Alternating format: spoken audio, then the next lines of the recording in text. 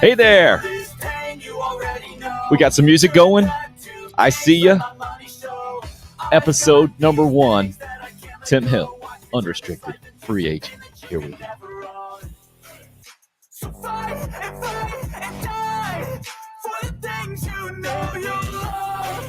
All right, I'm pumped. I got the music going. Glad to have you guys along for episode number 1. I'm not going to lie. Nervous, anxious. This feels weird. Already love that we got a comment in from Jan right off the top. Welcome back. Thanks for having me, Jan. Great having you a part of this. Anthony, appreciate it, man. Oh, we look at this. The new graphics here. We get to see Anthony. It's beautiful. Jason's in as well. Kirby. Man, it's really good to see all you guys out there. Hope and Dustin. Thank you guys.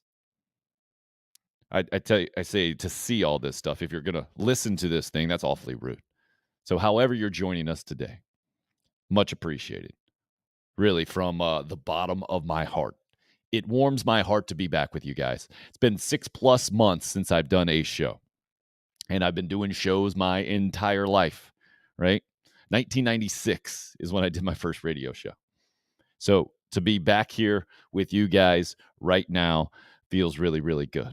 So let me start how I've always started shows to try to get you up to date on the latest, right?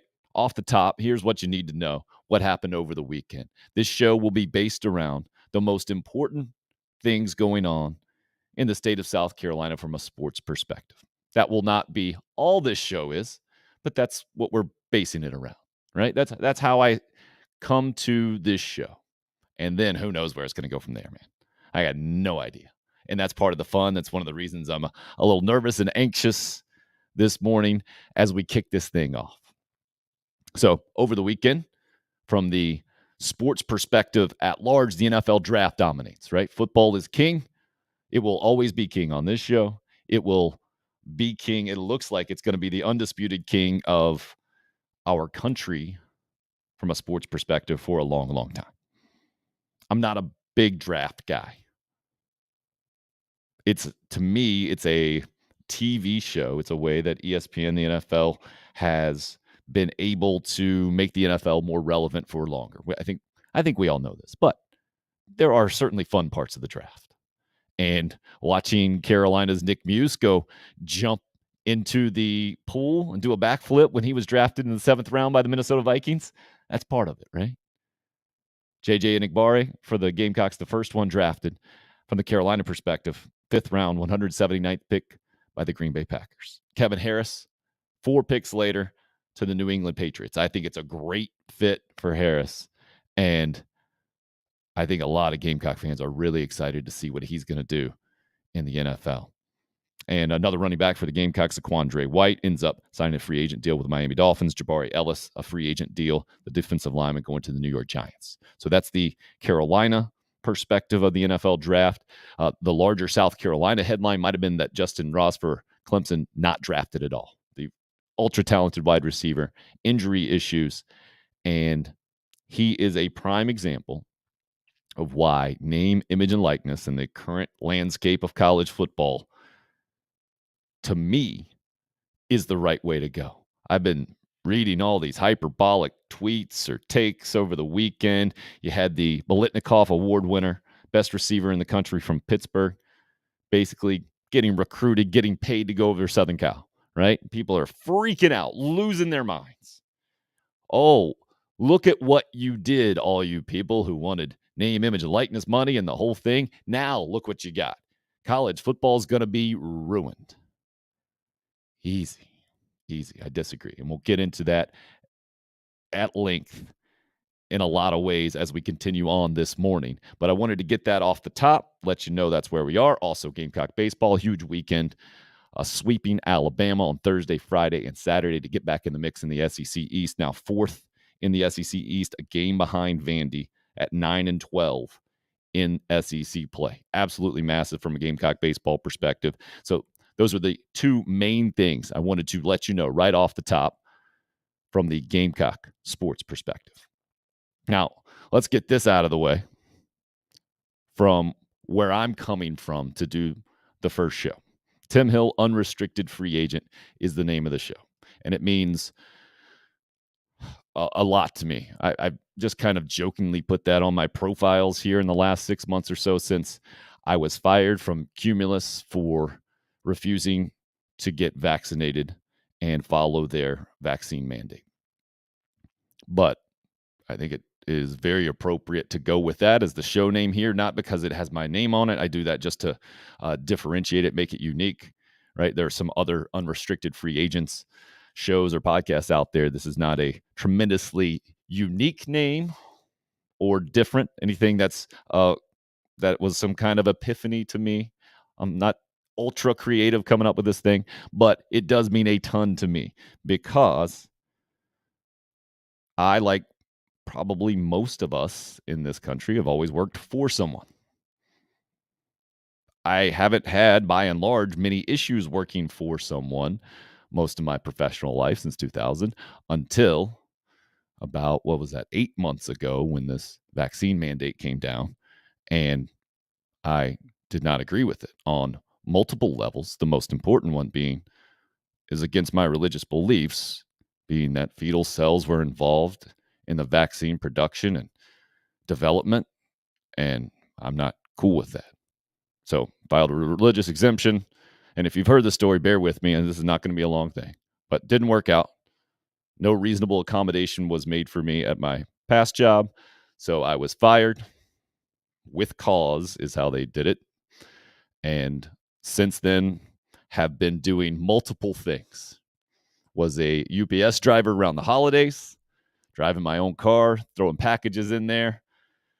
That was eye-opening for sure. Really appreciative of that experience. That ended right about the first of the year. Since then, been mostly a substitute teacher in the Fort Mill School District in high school, middle schools, even did a little bit at my kids' elementary school. And man, that makes me appreciate teachers that much more. And those in our country who have real jobs and work real hard every single day. And it made me realize I'm choosing to look at this as a professional reset at 44 years old, that I got to reevaluate what I've done up until this point and what I want to do. And it was really important. I told everybody, hey, I am exploring every option out there. Everything. Any kind of interest, tell me about it. All right. Let's go to the next level. Let's see if that is exactly what I need to be doing. And I ended up coming to the conclusion that brought me right back to the place I started. Right here in my garage. Green screen behind me. I think Williams Bryce is looking pretty good right now. Wanting to talk every day, Monday through Friday, about the most important things going on in sports in the state of South Carolina. It's what I've done for a long, long time. It's what I come to the conclusion that is best for me to do. Egocentric utilitarianism is the phrase. I'm stealing it from Matthew McConaughey, of all people. And we're about to get to our first guest, by the way. I'm not going to sit here and just drone on and on and on. I can't do it. I won't do it. We're about to get to our first guest who will make things entertaining as always. But let me explain this one phrase before we get there. Egocentric utilitarianism, egocentric, what I want to do most. Utilitarianism, what is best for everyone that I do. And the idea Matthew McConaughey writes in his book, I was listening to a podcast with him, is that he hoped to come to the goal of kind of marrying both those things, right? Doing the thing that he loved to do the most and it being the best for everyone. And I think that's what this is for me. I'm hoping that you will come to the same conclusion. I really appreciate you starting the journey with us. And the journey starts as well with someone I've known a long, long, long time, and someone who is ultra connected in the South Carolina sports world and who joins us now. Let's see if we can get the technology working over there. Oh, we unmuted the mic and everything. Let's see if we're going to get the buttons pushed correctly and actually hear from the man wearing the Ville hat over there in Trey Dyson. Timothy, that was it's an honor and a privilege to be a guest on your first show. I was enjoying listening to the Matthew McConaughey speak, and I've already forgotten the word egocentric something Close. or other Utilitarianism. utilitarianism. But that sounds kind of like what I'm doing too. I mean, my ego wants me to be a baseball coach. I was in the banking world before doing the coaching, but as anyone who knows me and just the world in general is just better off, obviously, that I'm coaching baseball now. So that would be the utilitarianism or something. Yep, exactly right. So I think all of us, anyone who's ever had a job, has tried to combine these two things, right? And it's really, really difficult. And I think this is it. And I'm hoping this is it. And I'm seeing all you guys with really kind words to start the show. And just popped up Teddy and Brian, Colette and Jason. And Jason's all pumped about Nick Muse being a Minnesota Viking. I almost said Tanner Muse's brother. That would be my first screw up on the program. Brian, appreciate you guys and the kind words, and we're definitely going to hear more from you guys throughout the show. I love going back and forth. Trey, you've sat in a studio with me multiple times and done shows. You love to mix it up just as much as I do, I think. But don't let me interrupt. Let's get what you're doing more. You mentioned it, and you're who I got my first mortgage with, man. Yeah. I mentioned 1996 was when I did my first radio show. I met Trey the following year when he was a senior in Spring Valley High School, and Jimmy Frost was nice enough while I was a student at University of South Carolina to let him help out over there. And Trey Dyson leads his team to the state championship, and it was a tremendous run and a great experience and the whole thing, and goes on to a great career with Gamecock baseball and minor league baseball. And then you became an adult, right? Yep. Unlike me, who I've always just been able to talk about sports, and that's been my job and the whole thing. You became an adult. You were in the real world, mortgage lender. And how many years did you do that for, Trey? Like 10 years. About 10 years. Yeah. I got done playing professional baseball, I think, when I was 24 or 25. And like guys like Blake Taylor and Garris Gons, they were all starting families and making money and stuff like that. And I was like, man, I got to go do something to make some money. So I was kind of, good in school and always interested in finance and that kind of stuff. And was lucky enough to get a job with BB&T doing mortgages. And then kind of did that for 10 years. And then, did very well at that, but just always had that desire to coach and doing the games for South Carolina on the SEC Plus network. Watching and just the ambitions, you have as a competitor. I wanted to be a coach so bad, and that's kind of what happened. And now this is your second year at North Greenville on Landon Powell's staff, fellow former Gamecock. You guys Division II and have been tearing it up for years. Landon's been there how long now? It's been I think he's been here for 7 years now. Oh man, I'm old. 7 years. The program is rolling, and you guys are on the cusp of your conference tournament right now. And this season, give us the update. This season kind of reminded both of us of kind of when we played at South Carolina. Unbelievable regular season, 41-8, which with parity in college baseball nowadays, just you see it all throughout the SEC, and it's throughout Division II baseball as well. I mean, there's so many good players out there now. To be able to win that many games with a very, very tough conference, and our out-of-conference schedule was difficult as well. We're 25-5 in the conference, 41-8 overall. So we had a great regular season, but just like that 2000 team teaches you, the team that lost to Louisiana Lafayette, by the way, which I still lose sleep over.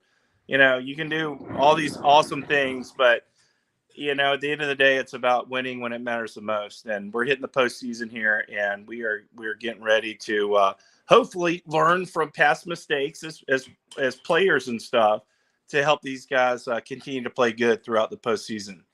Trey's referring back to his sophomore season, 2000, South Carolina, 50-6 in the regular season, number 1 overall national seed. Came up a game short of going to the College World Series there in the Super Regionals. All of us that were there that weekend at Sarge Fry Field, that is a memory that looms. I'm glad at least you brought it up, so I don't feel bad having to bring that up this morning, Trey. All right, man. So, since you mentioned your history with the Gamecocks, obviously you're tied with that. You and Landon both, and plenty of College World Series success, and have seen the program go on to win national championships. Seeing Ray Tanner's transition, who you played for, now to athletic director. Seeing Chad Holbrook try to take over the program, didn't work out. He moves on to College of Charleston. In comes Mark Kingston. Several years down the road now, kind of a awkward time, obviously, with COVID and how we take that into consideration in the whole deal. Big weekend sweep, obviously, for Carolina against Alabama, and boom. But before you know it, Carolina is 1 game behind Vandy. Vandy's in 3rd place in the SEC East, a game ahead of Florida, 2 of the best programs in college baseball, along with the Gamecocks the last couple of decades. Carolina fans, obviously, frustrated, struggling this season, right around 500 overall. Where do you see the state of the Gamecock baseball program right now from your perspective as a former player and a guy who is also an assistant coach now, going in and battling day in and day out? Well, it's you look at the wins they've had this year, like against Texas, against Vanderbilt, what they did against Alabama. So they got the talent there to be able to beat good teams. I think the frustrating part comes when you see those kind of the midweek losses and teams that you just shouldn't lose to or historically haven't lost to in the past. But I mean, baseball is such a crazy game where and there's so much parity nowadays with so many good players that, like, you have to be winning every single day if you're going to win consistently. And that is just something that they've kind of struggled with this year. But, I know at one point during I think their first national championship under Ray Tanner, they lost some games here and there and guys are just kind of shaking their head like, what's going on? And then they ended up winning the national championship. So is it going to be one of those types of years? Who knows? But and it's certainly frustrating when you lose those games. But they have the talent to do it. And I just give them credit for not like folding. They could have, their guys could have just kind of folded after some of the tough things they've gone through this year. But they seem to keep punching back, and they punched back in a big way this past weekend. So hopefully we're very attuned to what's going on over here in North Greenville at South Carolina. We pull very hard for the Gamecocks, and we get very upset when obviously they lose to Presbyterian or what have you. But then they do stuff like they did against Texas, Vanderbilt, and Alabama, and you're like, dang, maybe they can, get hot. So, yeah, we're certainly pulling for them, but I guess time will tell. Trey, I'm interested from your perspective. So you were in it, right? Player, minor leaguer, then out of it, right? Professional guy, banker, fan, analyst. So somewhat connected to the game still, right? But from the outside kind of looking in. Now you're back in. How has your perspective changed, if it has at all? Sorry for the leading question. I'll try not to be typical media nerd. If your perspective has changed since being a coach now in college baseball, how has it changed? And then does that affect the way that you look at Gamecock baseball now differently as just a former player and analyst? Well, one thing that I was like, okay, I hear these coaches talk about it, like almost like I just always had this, like, I guess maybe narcissistic view of winning, since I've been on a lot of winning teams, and you can say losing is not an option, but like how bad do you actually believe that? Wait a second, Trey. I know as you're searching for the words, and I'm glad I stumped you. Okay. It sounds to me like you might have come to it before you started coaching day in and day out, a lot like Steve Spurrier was before his Washington Redskin experience. Because I'll never forget Steve Spurrier's introductory press conference. He comes in, he's like, what I learned is all coaches, they try really hard and they do a whole lot. And it's not just the ones who say they prepare the most, or you got to have a lot of extra things on your side to win at a high level and do it consistently. Is that kind of what you're saying? Yeah, that's definitely what I'm saying. But and also too, like I used to think that, man, and I would point out all the things that the team was doing wrong, or man, this guy's no good. He needs to be hitting like this, or they need to be doing practice this way, or what have you. And there's so much more to being a great coach than just the on the field type stuff. The instruction and development goes obviously a huge way, but like Landon is in here, recruiting all the time. He's basically a guidance counselor for the students. He's a housing administrator. There's so many things that you've got to do that have nothing to do with actual baseball that I certainly have a lot more respect for the coaches, especially the ones who do it at a high level, because it's like the baseball stuff is almost kind of like a side thing compared to all the other things that you have to do to make sure that everything's running in the right direction. Well, my little analogy to that is I'm coaching in youth baseball and flag football, and the head coach definitely deals more with the scheduling and the parents and everything else than the actual X's and O's and the whole thing. So that's just my little analogy to what you're doing there. RL hits us up on the YouTube live stream there. Would you start Will Sanders in the first game of the series instead of the second or third game? Well, first of all, Trey, does Landon let you have any input on your pitchers on North Greenville, or are you all hitters, first of all? And then how would you answer RL's question there? Well, I'll tell you what. Landon kind of lets me do some things. He knows how much I enjoy pitching, so I'll definitely be throwing my 2 cents in there. And he might not act like he's listening, but he's definitely listening. Is he listening right now? No, he's not listening right now. But All-American National Player of the Year, John Michael Feld. John Mike, say what's up. Hey, how you doing? That a boy, John Michael. Thanks for making the appearance on the first show. Well done, yes, sir. Sir. No problem. This kid's a stud right here, by the way. National Player of the Year last year. Hopefully he's not going to choke in the postseason this year, and we should have a pretty good time. No pressure. Yeah, no pressure. Well, he knows it. The kid's awesome. He's a great player. Okay, back to me. All right, let's focus on what really matters. I don't need. What were we talking? Will Sanders. I mean, hey, where did Will Sanders start last week? I wasn't even. I saw the games, but did he start game 2? No, he's been the Sunday guy here recently, which is odd because he came in the undisputed ace, right? And then they moved him around a little bit. The conventional thinking of back in your day, the Killer Bees and going Balk Knight and Bauer and Scott Barber, it just hasn't been quite the same. You got what do you call them? Starters now that aren't starters. What do you call openers? Openers. Right? You got the openers. You got all kinds of different stuff going on in baseball these days. Where's your head at with this? I'm a huge fan of the opener, especially nowadays. In fact, that's one thing we did this year at North Greenville. We've got 41 wins, and I think we have 16 different pitchers with at least 1 win on the year. Whoa. Like with predetermined splits. So the way our personnel shaped up this year, it made more sense for us to do the opener thing, especially like when it comes to matchups, like first inning matchups, for example. We've got a lot of right-handed pitching, and we've got several left-handers that we go to. But so like, where is their 1 inning going to be most valuable?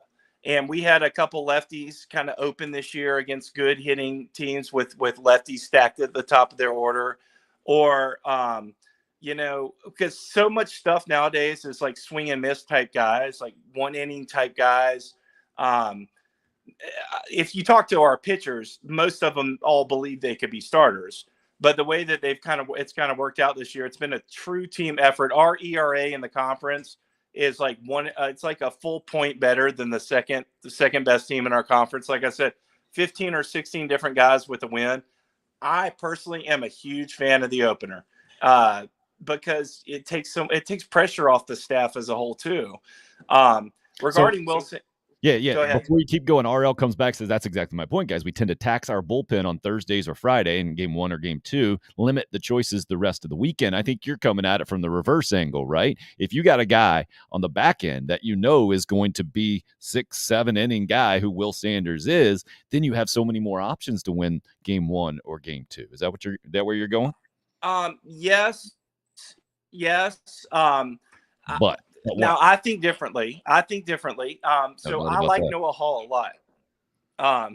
I like Noah Hall a lot. A lot of times too, when they know a guy like Will, if your opponent knows a guy like Will Sanders is kind of lurking from a competitive mindset point of view, they're like, okay, well we're here's a Friday night game. Everyone's really excited. We're not even facing their ace. Sometimes subconsciously you might kind of take your foot off the pedal a little bit, if you will, from a competitive standpoint. So, and Noah Hall is an excellent pitcher. So, I don't know.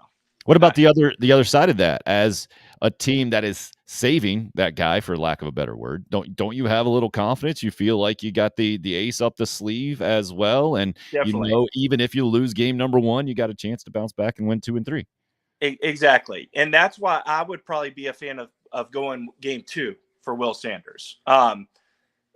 Since they've kind of been saving him or whatever, working him later in the series, like we do have one kind of bona fide ace on our team, starting pitcher. He always pitches game 2 in our series, and it's just worked out really well for us this year. If you can get past that first game with those kind of short stint type guys, and so hey, it worked last week. Just maybe stick with it again, I guess. I would have gone into the series. I would have gone into the season if I was Carolina with kind of the more of the strategy that we went with here this year. We're not trying to find, so-called starting pitchers. To me, everyone would be a starting pitcher, but they might only go 1 inning. And, that's kind of the approach that I would take to that way. You don't have like guys saying, am I going to start this weekend, or is John going to start this weekend, or whatever? No, you're going to pitch this weekend, and you're whenever you throw, you're going to throw, but you are definitely going to pitch this weekend. And all we need are 3 outs, 3 or 6 outs, at the most. That way they all kind of know, easier said than done. But when you have injuries and stuff like that, or you don't have like 3 Will Sanders, or if you don't have Clark Schmidt, Will Crow, and Tyler Johnson or whatever, you got to kind of think differently to maximize your personnel. And that's to Brian's point here. I think he's talking about depleted pitching rotations for the Gamecocks. Well, man, compared to some of the best in school history and then the national championship ones, absolutely. But you're talking about live arms. They've had a bunch, but Brian's right. They haven't had guys step up enough to maintain the same level that Gamecock fans are used to. So I get where he's coming from as well. Craig, I don't get where you're coming from. What's the motivation for Will Sanders if he's pitching game 3 and the other 2 games have already been lost? Well, hey man, he's pitching. All right. First of all, he's making a fashion statement. We know that's a motivation for him. You can see that. You guys got any of they call them the Borts, I believe Alyssa Lane coined over the weekend. You guys got any guys that are doing that, Trey? What? Tell me about it. The high knees thing. Yeah, over the knees, like looking like shorts, baseball pants with they got to be not tights, but what do my kids call those things? Whatever they're called, the Under Armour things that are underneath, man. The tights. Yeah, they're basically tight. Whatever they're. Yeah, we got guys with a lot of drip here. By the way, Landon Powell has entered the building. Oh, excellent. LP, thanks. He's acting important here. He's on a conference call, probably getting some postseason accommodations set up. But excellent. So that's he just big league me. That's the ultimate big league move, right? If you don't want to talk to someone, just pick up your phone. Hey man, sorry, I got a call. Right. Yeah, he's got the AirPods in and everything, looking super official. Yeah, we've got some guys with some drip. One of our guys played with a towel. You know how the football players have the towel. As a kid, did you not love the towel? Absolutely. I remember one Father's Day, I got my dad handkerchiefs. Okay, not for him, but so that I could stick them in my pants to pretend like I was a wide receiver. That's you ever do that? Oh, I didn't. I did a little bit. I definitely messed with the towel. My 7-year-old is going with the headband these days, playing flag football and baseball because of Ronald Acuna. He wants his helmet to fly off when he's going around the bases, just like Acuna. Nice. Fantastic. So your non-pitchers are going with the towel around the waistband?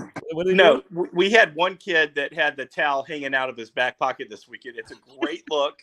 I think it's going to you know what? Here, can I take you through the locker room? Oh, please. We're getting a tour and show number one. See, this is how this show is going to be different. Now, maybe Trey's cell connection drops out completely and it turns into a complete swing and miss, but we're going to take some swings on this show. So we're going through the North Greenville locker complex right now, the clubhouse complex, I should probably say. This is Zach Zara from New York. Tell him what's up, Zach. How's it going? He's he hit a bomb over the weekend. Zach. Very talented. Head coach Matt, our assistant coach Matt Williams. You remember him from South Carolina? Absolutely, Matt, former first baseman, big lefty swing. I'm trying to find the towel. Where is that thing? Love it. I can't find it. Hey, no bad words. No bad words. Ethan Stringer. This is the kid right here that wore the towel. Why are we wearing pants to practice? That would be a Landon Powell issue. Hey, where's that towel you wore over the weekend? We're on a podcast. It's in my. This is Ethan Stringer, Louisville transfer. All right. Well, more importantly than actually seeing the towel, which I've seen towels before. I don't know if you know, Trey. I need to get the mindset. Okay, there we go. What is the mindset behind the towel in the back pocket there, Ethan? So I'm usually a guy. I like to tape up. I like to wear some sleeves, a batting gloves, see, get a good look going. But after hadn't been the best season for me. After a couple tough games, I just said, you know what? I'm dropping everything. I dropped the sleeves. I dropped the tape. I didn't wear batting gloves, and I usually get really, really sweaty hands. So the towel was just in my back pocket just to ensure that I could keep them things dry and hold on to the bat the whole time. You know what I mean? You know what that was? That was just the beginning of your name, image, and likeness promotion with a towel company. You got to get your assistant coach. I guess your assistant coach can't set that up. Maybe I'll look into that, see if we can get that set up for you. Absolutely. Have your people call my people. Let's do this thing. Well, we're working on depending on how it goes for Ethan Stringer, this is his last year playing college baseball. So we've got about a week or so to get that deal in place. So then it's a pro deal. I'll have my people call your people. Sounds good. Ethan Stringer, ladies and gentlemen, Louisville transfer. Excellent work there at North Greenville. Trey Dyson, as he continues to take us through. Is the locker room safe? Now, this is called unrestricted free agent. I didn't plan on the first 40 minutes of this show, first 30 minutes of this show, to possibly have to censor out some things that we should not see in a locker room, Trey. Oh, gosh. Seriously? No, I'm just saying we're keeping it a PG-13 at least when it comes to sites and. I hope so. I didn't think there was anything inappropriate. Was there? I think we're good so far. I was just making sure there wasn't the possibility there. You're keeping your head on a swivel. You're good at that. Okay. Anyways, that was Darian Whitaker that I shoved the camera in his face. He's a talented freshman from the Charlotte area. He's such a great player. I mean, I love coaching. It's so much fun. These kids are so much fun to work with, and I'm telling you right now, if we could play, we could beat a lot of teams out there. That's the only one negative thing about being here is you can't really schedule any D1 teams because there's really no benefit for them. Right. But man, we got a great team. Great. Landon does such a good job, and I'm having a blast. Last question, Trey Dyson. Yes, I really appreciate you joining us on the first episode here. I really respect you in a lot of ways, sir, and how you speak your mind often. And it's one of the reasons why I'm doing the show how I'm doing it, because I feel like I have not done that enough in my career for whatever reasons, not making excuses. There are no excuses left, right? I will be doing that moving forward. Just going to try to do it in a non annoying way day in and day out. My last question for you, 105.5 is what was clocked at Tennessee from the mound this weekend. What is that? 105 miles an hour and a half? Either, I don't know. Landon, you got any thoughts on that? Do you believe it? First of all, is it legit? 105.5. Yeah, I mean, I guess it's legit. Aroldis Chapman's throwing 106 or 104 or whatever. I mean, but Right. yeah, you can. It was off the bat. Landon said he thinks it was off the bat. Okay. It was a line drive to shortstop. Okay. Line drive to shortstop. He said he thinks it went off the bat. So all internet hype. Love it. He thinks he's throwing 103. Only 103. Okay. Yeah, it's all just timing. I mean, come on, you could still hit the ball. You could. Plus, still you know, you're getting a fastball. That's true. But how much does it move is the main thing, right? For you guys that are the hitting nerds out there. And then, 15 pitches over 103, Craig's saying right now. Trey, any final words before you leave us here as the first ever guest on Unrestricted Free Agents, sir? I mean, just an absolute honor, privilege to be your first guest, Tim. I think you're going to do a great job. So many people care about you. So many people support you. You're a great guy. I already admired you, but admire you even more for the stand that you took. And, you know, I think it's going to be a great thing. And I think that all the former Barnyardians and who knows what we're going to be calling ourselves on this show. But honor, privilege, hats off to you. And thank you all for supporting my good friend Tim. And I look forward to following you and hopefully appearing more and more as especially throughout the season. Loved having you. Sounds like we might be dropping the cell signal at the end. You're a true pro. Anthony says, thanks, Trey. Chris says, nice having Trey Dyson on as the first guest. Let's get him out on top there. Trey Dyson, ladies and gentlemen. Oh, man, you talk about a great dude. That is Trey Dyson for sure. And Hope agreed. Echo that. Good luck to you and the team, Trey. And I know a lot of Gamecock baseball fans keeping an eye on what Landon Powell is doing. Landon, a great guy as well. I don't know him nearly as well as I know Trey kind of personally. That's the reason Trey was my go-to here, and loved having him there.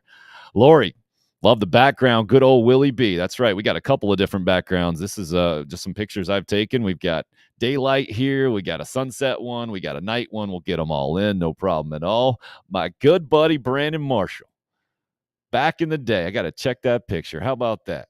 Southern Guilford High School. Brandon Marshall, the only man I've ever seen throw a no-hitter. This is high school. Throw a no-hitter. It was only 5 innings because we smoked whoever we were playing. And then hit for the cycle. Same game. Heck of a player himself there. Speaking of a heck of a player, looks like he's on the move right now. We going to do this on the move, Perry Orth? Are you that good? You going to be able to do this on the move with one earbud in, one wireless earbud in outside? Oh, yeah. We were thinking the laptop, but then I said, you know what? I need some vitamin D to get the day started. Good call, man. And I'm going to do it. I like, come out here in the parking lot, walk some laps, talk a little ball, check in, be your second guest on your new show. I'm honored. How about that, man? And we moved ready you to rock and roll. Perry, you're the first one we moved up. You were originally scheduled for 11:30, but couldn't wait to get you on. And now that you've seen Trey go mobile, I love that you're following the trend here. Yep. I feel like we're taking everybody outside. Look, this is the 21st century, people. You don't have to call up to a radio station and wait on hold and be a faceless voice and the whole thing. I mean, you're giving us some sunshine, some vitamin D. I love it. For those of you who aren't familiar with Perry, former walk-on quarterback for the South Carolina Gamecocks, played for both Steve Spurrier and Will Muschamp. Now he's an actual adult at his adult job right now, selling some insurance, right to bear. Look it up, hook him up, or let him hook you up, I should say. Perry, why don't you give us, I guess, the quick update if that did not cover it, and then we'll talk some football for sure from the Gamecock perspective. Yeah, no, I mean, not a whole lot's changed from when I was hopping on the show with you 5 years ago. Selling insurance, a little bit of a different insurance policy, self-defense insurance for really anybody, but in particular gun owners, right? We all know that if you have to use a firearm to defend yourself or your family. We lost Perry's audio on that one. At least I did. Let's see if it's going to come back. How about that? Yeah, Perry, I heard you say if you have to defend yourself, and then it went out. Now you're back. I think. Gotcha. Yeah, I'm not sure what happened. Yeah, no, there you go, big brother. No, it was somebody was calling.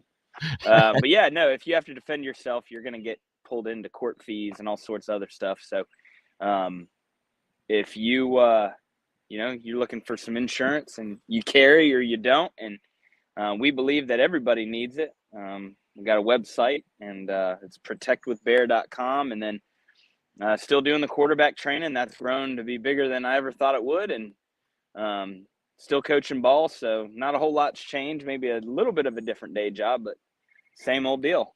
All right, man. Thanks for the update there. Another reason, not only your perspective, like Brian says, he loves hearing your takes on Gamecock athletics. I do as well. Obviously, you're super qualified from that perspective. Appreciate what you stand for when we're talking about protecting our freedoms in this country. Yeah. That's one of the reasons I'm here as well.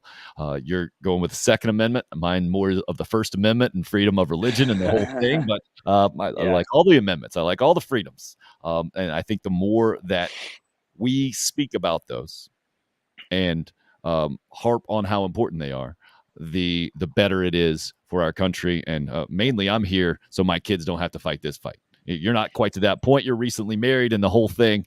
So it might be something that some of us old folks understand a little bit more.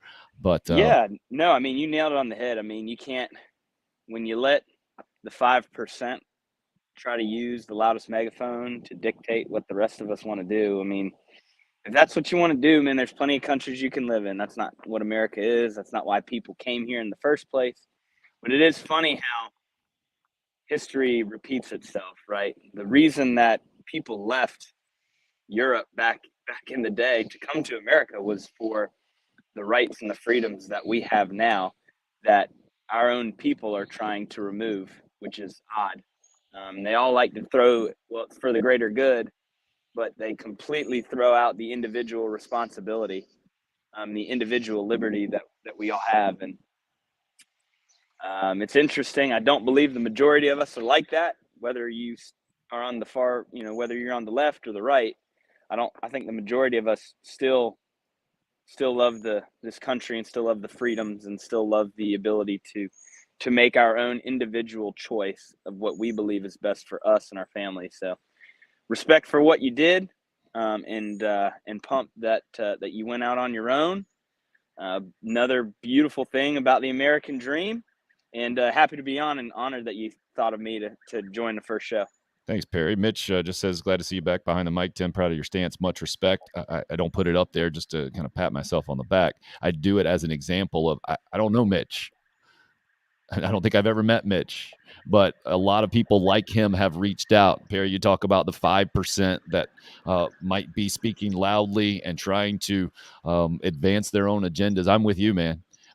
By and large, I'm not talking about people who agree with my decision personally or made the same decision. I'm talking about people that didn't make the same decision as me, but understand and respect and value the freedom to make a decision not to get vaccinated in this case, and have supported me in this last 6 months. So I just want to say thank you to all of them, those like Mitch. I really appreciate the support.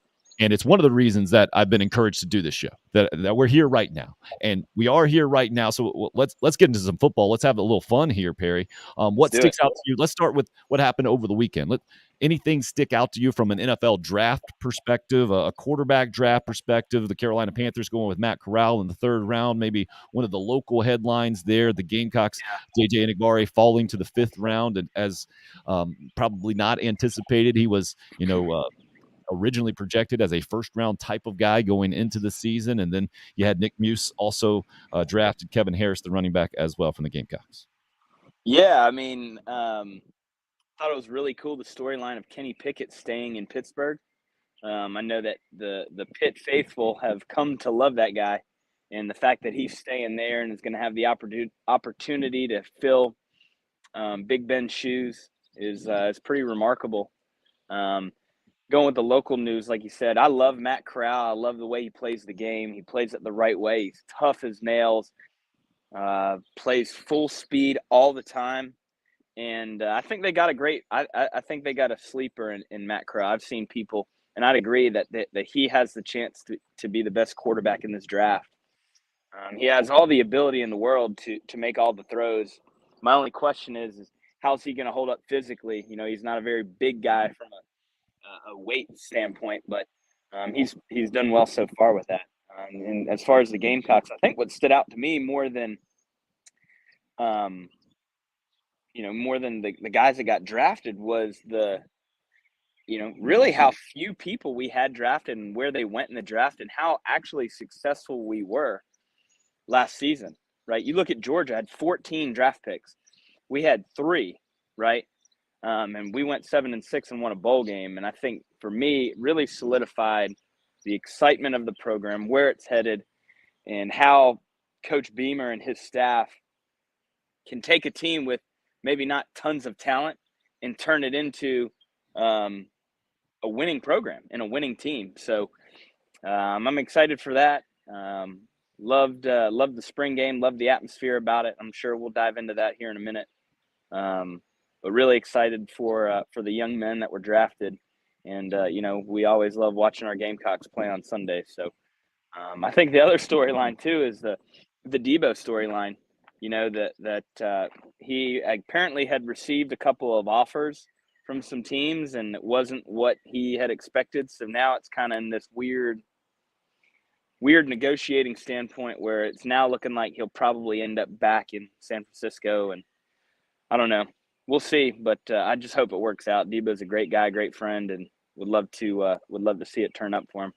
How do you look at his situation right now? I think most of us as fans say, come on, man. Why aren't you just going to play? You're talking about X millions of dollars versus other X millions of dollars. But as a former teammate of his, a guy that knows him well, but is also not in professional football, how do you see his situation? Well, yeah, it's interesting. I don't blame Debo because he looks at himself as one of the top players in the league, and he wants to get paid as a top player in the NFL. Then you take the athlete mindset, right? Because I feel like I can place myself in each mindset. I can place myself as a fan, think like, dude, just relax, sign another 5-year, $80 million contract with or $50 million contract because $50 million is plenty. Well, he wants to get paid. It's not about the money for him. He wants to be paid as if he's a Devontae Adams, and you can't blame him because he has put up numbers, maybe not receiving numbers, but just crazy numbers in general. And he's such a weapon when used properly. Then from a business standpoint, you look at the 49ers, you say, okay, well, I don't want to pay a glorified running back in a sense, right? I don't want to pay him $100 million when I could actually trade him for $80 million in cap space and go out and get 2 more really, really, really good players to kind of make up for where he left off, if that makes sense. That's the business standpoint. I don't entirely agree. I think that there's a happy medium in all of that. I think that another really good year from Debo would solidify him as one of those top $100 million guys. But it would need to come more from the receiver position because running back, there's so much wear and tear that he might have 5 really, really good years and then, really kind of see a drop off. Whereas receivers, you're not in the trenches getting banged up every play, like running backs do. So they kind of have a little bit of a longer career and you can pay them a little bit more. And so it's an interesting deal. I hope that, I hope it works out. I think he's a great fit in San Francisco. I hope that they pay him what he deserves. I don't know if he'll get what he's asking for, but let me tell you something, man. You don't get what you don't ask for, especially in negotiations. So, I can't blame him, and he's put his name out there, and he's not doing it from a selfish reason. Listen, it's the NFL. People are doing it for money. You obviously love the game, but this is how he provides for his family, not just his kids, but like his family. Debo doesn't come from a mansion on Lake Murray, right? He didn't grow up in Isle of Palms, right? So he's also got that aspect that he's got to keep into consideration as well. So interesting debate, but man, what a player. Great guy. Loved seeing him. He was at the spring game, got a chance to catch up with him. He's definitely gained some weight in a good way. I mean, he literally looks like a running back. But still obviously can catch and do all the things that he did here and even more. So super exciting. Craig says that he says he gets it, not wanting him to run the ball into crash into defensive tackles, and RL says it reminds him of the Scottie Pippen negotiations back in the 90s.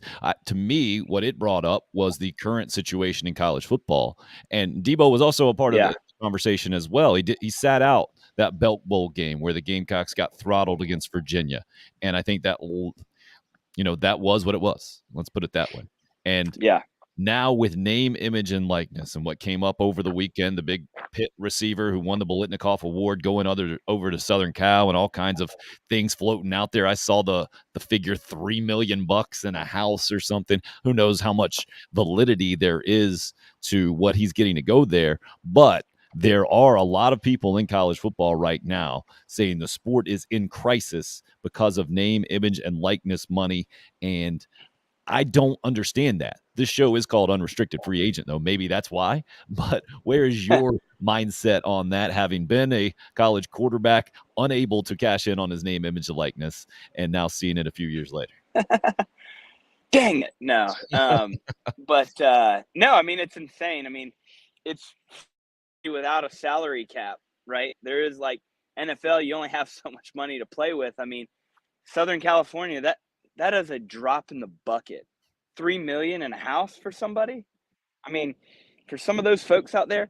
And I was thinking about this when I saw the news. We were playing golf on Saturday and we were talking about that exact situation. You go and you get Lincoln Riley, a hot young new coach in the game who can light up the scoreboard. You go out and you pull if not the best player or best quarterback in the country to go out there with you, and you already got talent. Then it's like, hey, let's come and build USC again, right? And now let's go out and basically pick off the best players in the country to come and create this super team, because you're getting your scholarship. And, you need $3 million? Hey, let's call Will Ferrell and let him drop a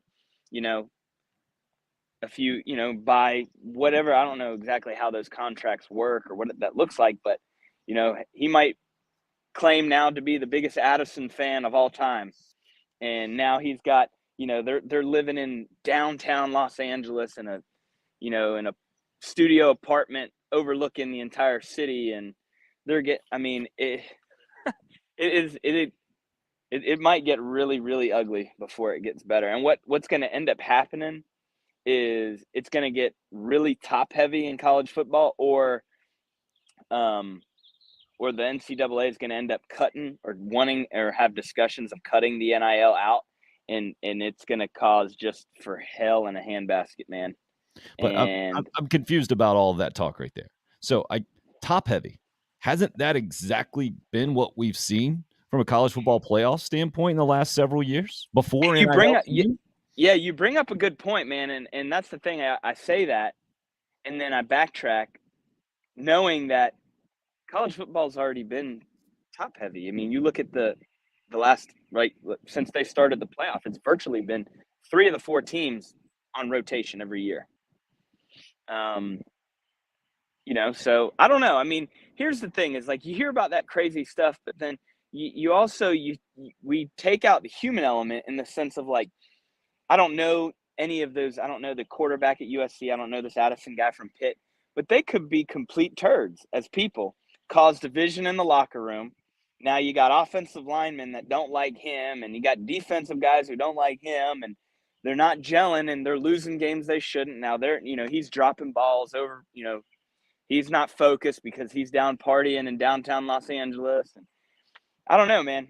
There's something to be said for, the way that Coach Saban does it at Alabama. He's like, listen, man, you can come do all the NIL stuff, but the second you step foot in this program, you're doing it my way. And if you think you're big time, we'll send you packing, and we'll get somebody else who's big time who doesn't think that they're, the bee's knees, right? So it is an interesting dilemma for sure. I think the visual of it is just so bad. The fact that, like, this kid's 20 years old, 21 years old, he's in college, and he's a multimillionaire living in a unbelievable house. When isn't he worth it? He is. No, he is, and that's the crazy thing too, is that he is absolutely worth it. I mean, it's just hard because it's still collegiate athletics. But what's the hard part? That's where I'm confused. What is the hard part for us to accept, right? We don't. Yeah. If we have a 20-year-old musician out there making millions of dollars, what Taylor No, Swift is how listen, young. hey, Great for you, her. Great success story. yeah, American dream. yeah, no, hey, you're spot on. I'm not saying I'm completely against it. I'm saying that it's gonna make it just. I think the visual of it just looked, because we have been almost trained to think like these are collegiate athletics. Like if you want to get paid, you go to the NFL kind of thing. And trust me, I was the biggest fan of the cost of attendance money of all time. And if anybody bought a number 10 jersey when I was at South Carolina, I would have loved to receive the rewards of that too. And you deserve Um, to. I think, yeah, and you're right. And I think the hard thing too is that the majority of us folks, we are status quo type of people, where it's just the way it's been, and it is a big abrupt change. Obviously, I can tell. I don't know if you're playing devil's advocate here or you're actually Oh, passionate about it. yeah. So, The show is um, called Unrestricted Free Agent, man. I can't not be an yeah, advocate for this. I mean, yeah, no, it's pretty interesting though, for sure. I mean, but you're right. I mean, you can play both sides of the fence in the sense of, well, it's already been, college football is going to be extremely top heavy. Well, then, well, it's already been top heavy. We just might have new teams entering the top three kind of thing. So, yeah, it is. It's definitely a roller coaster for sure. But then again, you look at the hundreds and hundreds of millions of dollars these universities are making, like the SEC network. Why do people watch the SEC network? It ain't for the coaches. No. It's not for the highlight shows. It's for who makes the highlights, right? Yes, it is. They And watch it because it's SEC football 24/7, right? They're talking. I guarantee you right now, the SEC network's got some type of a show during the day today that is going to bring up football, right? And that's not a knock on the other sports, but it is what it is. Football is the revenue generator, and yeah, you've got to be, yeah, these kids got to be fairly compensated. And at the time, you were thinking, well, the cost of attendance and they're getting their scholarship, but then when you got Caleb Williams, who Lord knows, I mean, if you could put a dollar amount of on a single person from the television deal, I don't know how much the guy would make, but it would probably be more than 3 million, you know? right. Um, And who yeah, knows about the season ticket sales and the whole thing. And here, the other thing I have a problem with is, how is it okay? How do we see it as okay for college coaches to make millions upon millions of dollars? But yeah, God forbid the guy making the plays makes millions of dollars. That, to me, that yeah, I can't get my mind around that. Also, maybe it's the fact too that I've made a profession out of talking about guys like you playing. How is it okay for yeah, me to get paid to talk about it, but not you to get paid for doing it? It's also something. yeah. No, those are great points, man. I listen. I don't disagree with you at all. I think it's just what it does. It just brings up a really difficult conversation for a lot of people that like the status quo of things, right? They like the run of the mill, the normal, standard procedure. Well, this is what we've been doing since 1920, right? And we just kind of got to stick to it and flow with it. I don't know. It's a great discussion, man, and I think your points are spot on. Because what the part that hit me that you're exactly right about is like you had Justin Bieber at 12 years old was a multi-millionaire, Right. and just because he wasn't a collegiate athlete, why do the collegiate athletes have to suffer? It doesn't make sense, No, but only in it's some a sports too, right? I don't quite get it. Well, I'll continue to talk about this thing. I know you need to run and be an adult and the whole thing. Someone did ask about the spring game. RL said, "What did you take away from the spring game?" You take away anything from a spring game? It's really hard for me to take a ton away from a spring game. Yeah, it's hard to take things away because it's like, oh, how did that guy get so wide open? Does our defense suck, or was that just a great play? What I will say is, I was I was able to be a washed-up alumni and play in the alumni flag football game pre-spring game, and I was able to watch Spencer Rattler throw in person, up close and personal. And let me tell you, that cat's different. I don't know if it'll turn into a crazy amount of wins. I don't know if he will take care of the football. Don't know if he's going to be, Tom Brady, Peyton Manning mindset. But let me tell you, as far as standing there and throwing the object to another target, it's as good as I've ever seen in person. And you've seen a bunch. This is a guy who went against Deshaun Watson head-to-head there at Williams-Brice and gave Clemson everything they could handle. What was that, 2015 back then?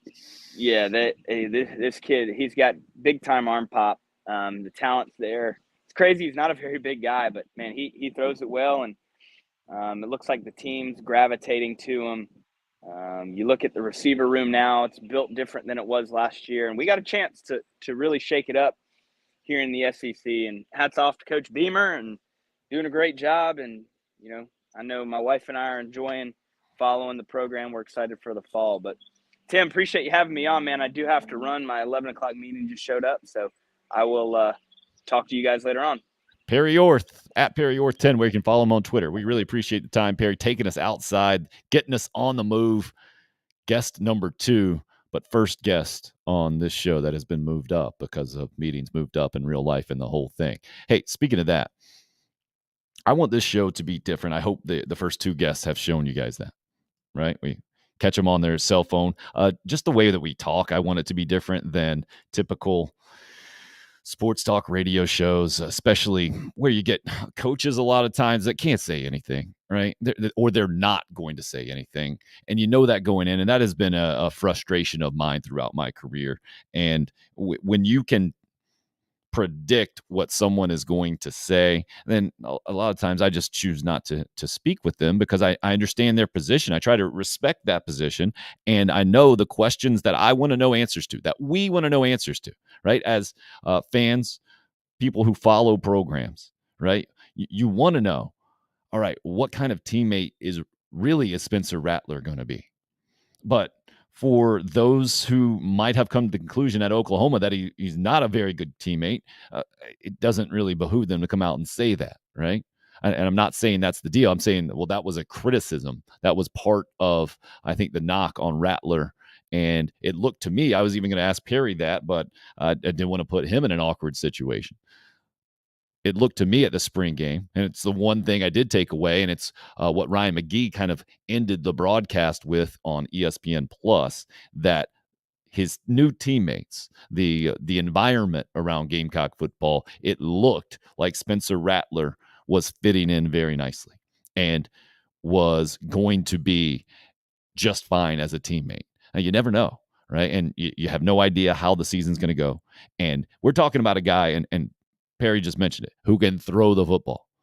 There's a reason why he was supposed to be, at one time, he was predicted as the guy who was going to go number 1 a few days ago in this year's NFL draft. Number 1 overall.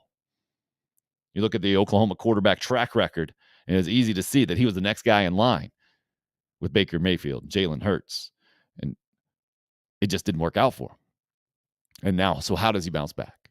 And what kind of success or struggle does he have to go through at South Carolina?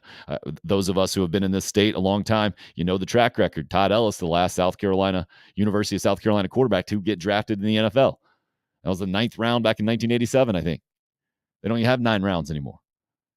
It has been one of the more mystifying stats in my lifetime, certainly my professional lifetime. I mean, just drafted, right? We've seen so many guys drafted highly that it doesn't work out. We've seen the opposite as well. Connor Shaw, undrafted, got some run in the NFL. Dylan Thompson got a little run in the NFL.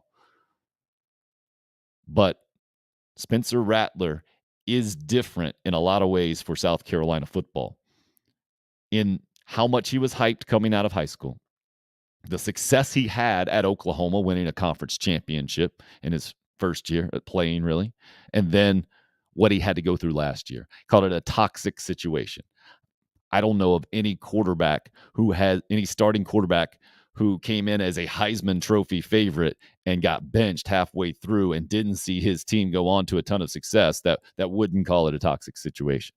Then you see the head coach go to Southern Cal, and that leads us to where we are right now. RL says Anthony Wright, the most recent QB I can remember to stick around the league for a few years. Yeah, had a great a really solid NFL career, mostly as a backup, made a ton of money. was a starting quarterback at one time for the Dallas Cowboys, but wasn't drafted out of South Carolina. For whatever reason, it has been that for the University of South Carolina quarterbacks through the years. Hey, I wanted to let you guys know about this show being different, that I want to hear from you guys. The way that we can do that is obviously you putting up your comments. But if you want to pop on this show instead of the old school sports talk radio show where you call in, put your face on it, man. That's the link right there. You click on that link, copy and paste it. I got the option to pop you up in the show, talk to you just like we talked to Perry, just like we talked to Trey. And I am really excited about that. I'm excited about that in multiple ways. First of all, throughout my years of talking sports on the radio especially, the most interesting conversations I've tended to have are with you out there as fans, because you can say reality without implications, right? I'm sure a lot of fans out there want to be supportive of the program, but there are a lot of fans out there too that just want what they want, and they want wins, and they're not afraid to express that, not afraid to point out what they think the coach should have done and the whole thing. And to me, those are really the most entertaining conversations from a sports perspective. Also, it can go off tangents and the whole thing, and there's you're not making millions of dollars or representing an institution and having bosses who will say, I can't believe you said this, or you might want to say this a different way, or the whole thing. So that's why I put that up there for you. You want to hop in on the program? That's the link right there. Click on it, and we'll go a little bit of back and forth. I appreciate you just being here to begin with. But what we ended on with Perry is kind of what I touched on earlier. I don't get it. I just don't get the college football take that the game is in peril because of name, image, and likeness money floating around at a certain level, whatever level it is. I don't get it. It's going to be different, no doubt. Obviously going to be different. But I think a lot of us have been calling for different for a long, long time. And different isn't bad necessarily. It's just not. I don't understand why we don't value these college players as much as they are worth. I mean, tickets in college football, if you've been to a game in the SEC, at Clemson's a great example. Justin Ross didn't get drafted this weekend. As a freshman, tremendous numbers. Better, I think, than almost every first-round draft pick out there. He gets hurt, and he doesn't get drafted. We all, from the Gamecock perspective, know the Marcus Lattimore story.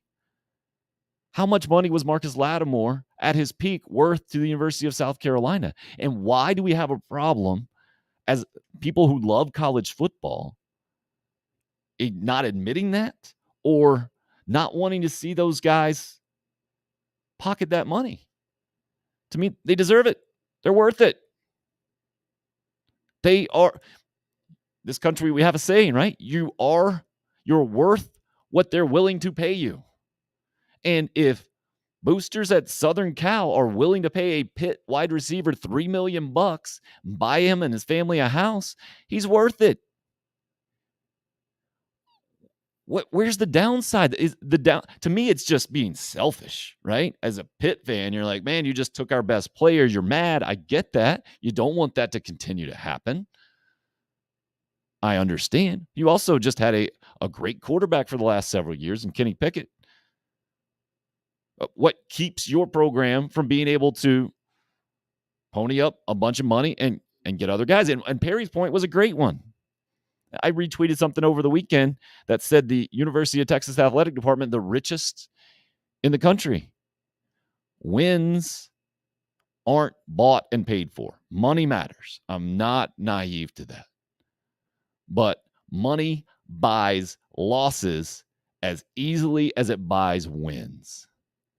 Winners get wins. Winners make that happen. You don't have to make it happen with money. The Major League Baseball doesn't have a salary cap. Why do we think college football should? Just because the NFL thrives on parity. And obviously that business model works well, right? But college football doesn't have to take that business model. They don't. Major League Baseball has worked really well. A lot of different teams have rolled through the World Series recently, have had a lot of success recently. I don't get it. Let's see what else we got. Miami men's basketball player leveraging the school to get a better NIL deal. Yes, I got no problem with that. In life, you use the leverage that you have, right? How long did these kids have leverage? Why are we conditioned for them not to use it, or that using it is some sort of evil thing for them to make money? We pay attention, right? We know that the NCAA basketball tournament rights deals for TV, $1 billion. That's real money. Why is it okay for athletic department employees to make full-time salaries, for athletic directors to make 7-figure salaries, but not players? I don't get it. RL says this is especially peculiar considering the only way these football players have a chance of going to the NFL is through the college system. They don't have another reasonable option. Yeah, and Craig mentions no Texas players drafted. That, to my point, money has not bought Texas anything from a championship standpoint. I don't think it's going to buy Southern Cal a spot in the college football playoff this year. I think it bought them a really good player, but that doesn't mean that he's going to be a tremendous player who wins games for Southern Cal this year. It just doesn't. There are only a certain amount of spots, right, on a roster in college football. And chemistry, I'm really looking forward to having Eric Kimry on tomorrow. Kimry is the best I've ever heard talk about it. The spirit of a team. And especially in college football today, if you want to destroy a team's spirit, create dissension, get some name, image, and likeness conversations going, right? Just because you pay the most for the most talented players, it's not going to equal wins. It's just not. It's going to give you a great chance, no doubt about it. I'm not trying to sell you a Pollyanna. Hey, guys who practice the most and want it the most are always going to beat the more talented guys and the guys who have gotten paid. No, that's just not how it goes. We all know that. But going the other way, too, I think is a ridiculous overreaction right now. And I guess it's just how some people see change or react to change. And some people just don't react to it well. We all know those people, right? My oldest son is that kid. We went to look at a house several months ago, might be a year ago now. He went and hid under the bed. We went as a family, and he would not leave. He wouldn't go on. He wasn't ever going to like the concept of us possibly moving houses. It's just his personality, right? One of my sisters is that way, not digging the change. Maybe this is that manifest in the college football way. Anthony, the power should belong to the kids. They're putting it on the line day in and day out. I would consider it a job. Why not be compensated for it? Here's the thing, and I've talked to former Gamecock players specifically about this. Langston Moore, Preston Thorne. I remember having the conversation with them on the air about college football coaches' power versus college players' power. And they played back in my college days, right? I'm 44. They're a little bit younger than me, a couple of years, I think. But Lou Holtz was the coach, and I try to put some numbers on it. That's what I try to do with you guys. 99% is the number that they agreed to, I think, or maybe it was 95%. Power in the coach, the college coach, and 1% to 5%, I think, was the most. I don't even think we got to 5. I think it was 1, is how much the player had. I've seen it recently. We've seen the tables turn a little bit. We've seen the gap certainly close a little bit. And Perry talked about the cost of attendance, and that was kind of the first step. Steve Spurrier always talked about it, right? The pie got a lot bigger in college football, and the players weren't getting anything different. And then they got a little bit more piece of the pie. But percentage-wise, I don't think they were getting as much as they got during Steve Spurrier's playing day because of how ridiculously high the television rights are. And in all this, please know, I love college football. I don't want to see it go away. I don't want to see it damaged. I don't want to see anything bad happen to college football. What?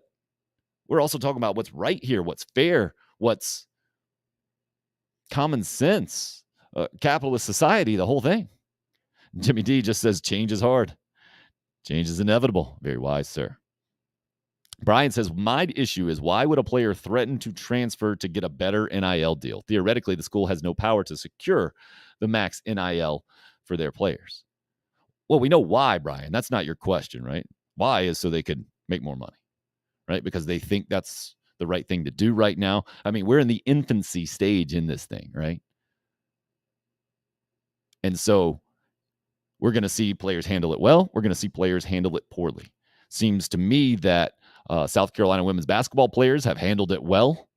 They've leveraged their popularity on social media for some solid NIL deals, that is. Aaliyah Boston being the latest one to get one with Under Armour, I think.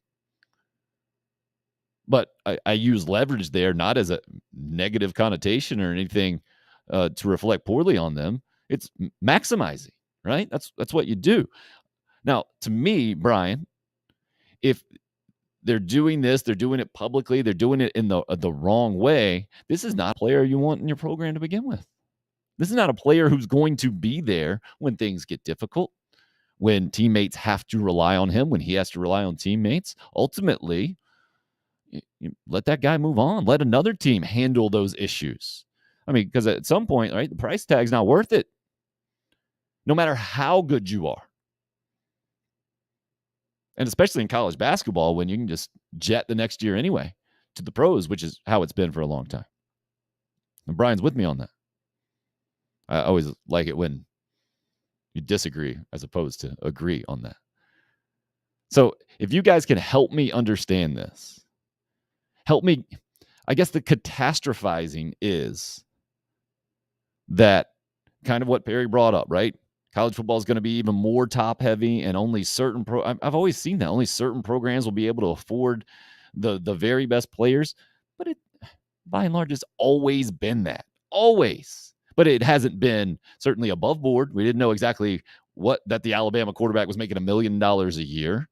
But anybody who's been around college football knows there have been extra benefits forever. What was it early 80s? SMU, Pony Express, Pony XS is the 30 for 30. They're dumb enough to mail the money through the post office.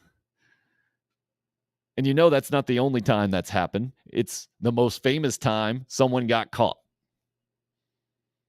So this is a way of legitimizing value to me. And I think that is a good thing for college football players. I get it. It might not be. It isn't. Let's be very clear. It is not the best thing for college football fans. I mean, the Pitt fan that's sitting there this morning watching Jordan Addison, I believe is his name, the Blitnikoff Award winner, heading over to Southern Cal. I saw one on social media talk about Pitt fans should rally and do a class action lawsuit and claim mental anguish and fraud for buying season tickets and the whole thing. Ridiculous, right? That's just fans' selfishness. We all have that. We want our team to be the best. We want the best players to stay the longest, right? But I thought we had evolved here recently and understood that you got to wish a guy well when he's ready to maximize on his potential, when it makes sense for him to maximize his potential. Zaquandre White, Kevin Harris, the running backs for the Gamecocks, they could have come back.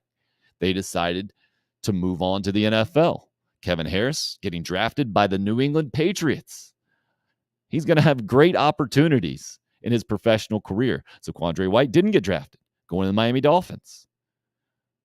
Seems like it's going to be much more difficult for him to make that NFL dream, to make the dream of being a pro athlete and making a great living for his family. It seems like it's going to be much more difficult, but we don't know how it's going to work out. I mean, especially from the Gamecock running back perspective with Marcus Lattimore as the unfortunate poster child for injury and all of that promise unfulfilled, unfortunately. You can't blame those guys, right? And then you get other guys in. You probably wouldn't get Christian Beal-Smith in from Wake Forest had those guys coming back. And that's the new normal. Shane Beamer was recently talking about to The Athletic, I believe, in an article of what college football is now with the transfer portal and NIL deals factoring in and the whole deal. And you can't convince me that it's going to be bad for the game overall. I just can't sit here and be convinced. Help me get it if you think it is, because I don't get it at all. I think it's bad for the fans who are wanting their teams to win with the guys they had last year. And it's going to be more difficult for us to follow who is where, right? But we've had free agency in sports for decades now. I'm going to go Kurt Flood back in Major League Baseball. Is that where we're heading with this thing? In the 60s, 50 plus years ago, somewhere in there? I mean, this is just evolution. Trey hits us. The problem is that the NCAA had a chance to do what they could do on their own terms, and now each state gets to decide what NIL looks like for their schools. It just feels like it could be better. Absolutely, Trey. I'm not trying to tell you that this is a perfect system.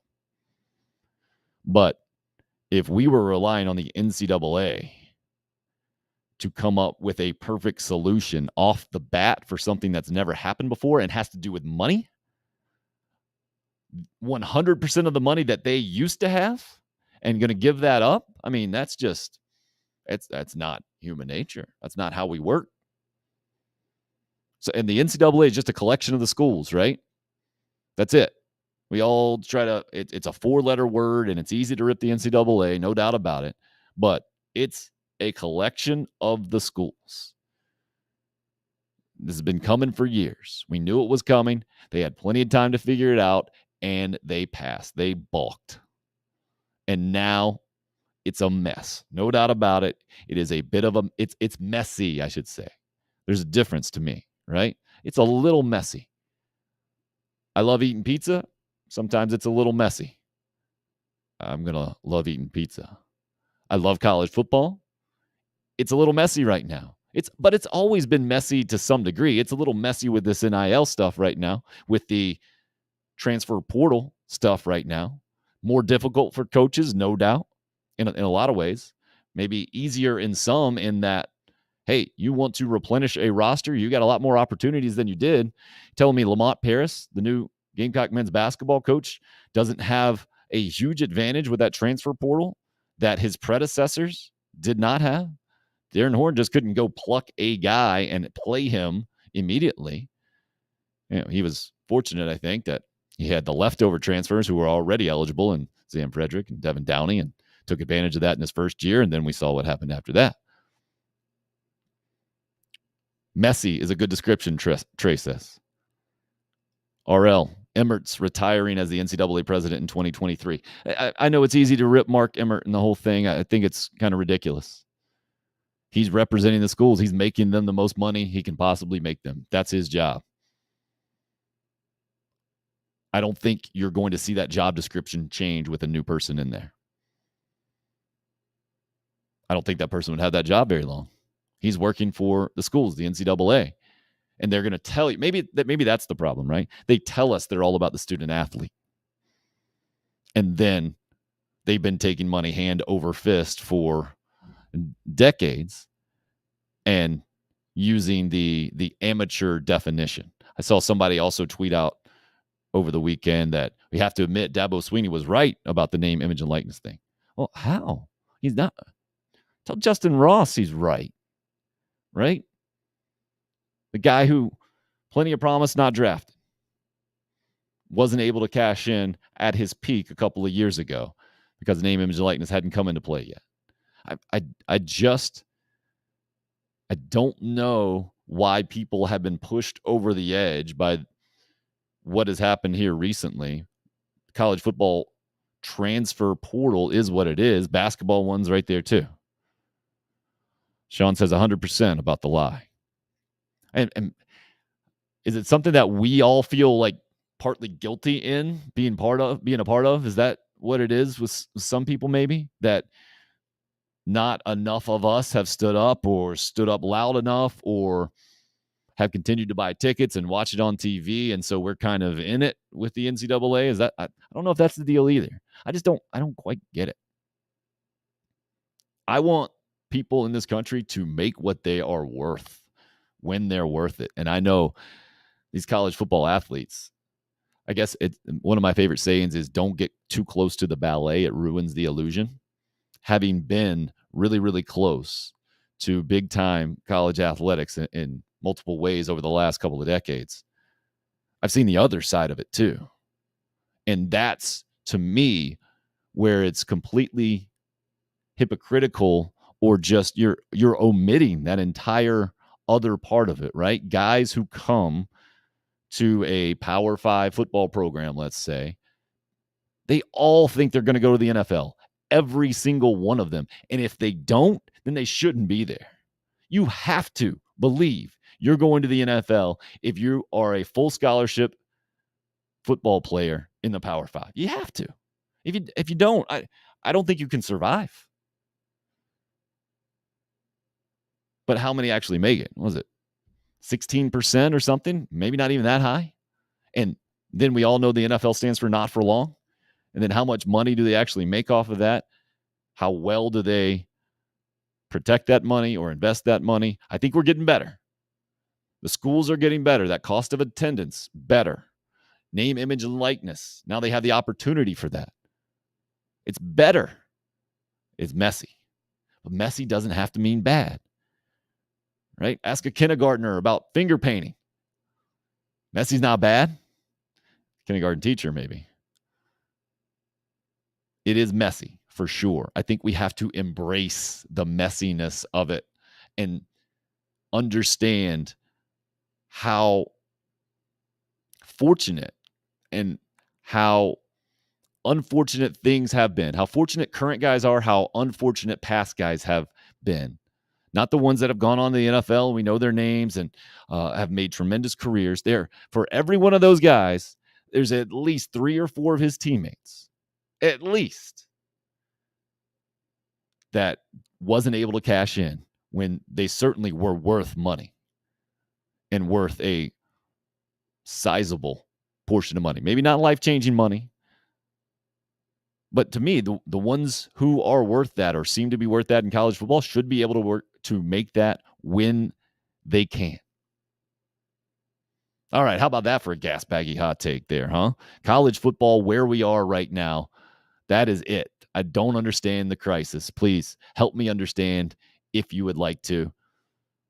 Love that you guys are tuning into the YouTube live stream today. Very first show. I think it's gone about how I would have hoped it would go. Wanted to go to the NFL draft recap real quick.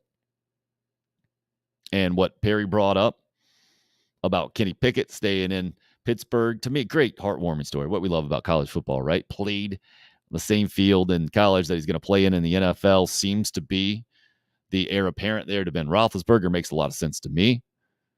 Other than that, to me, a relatively ho-hum draft from a star quality.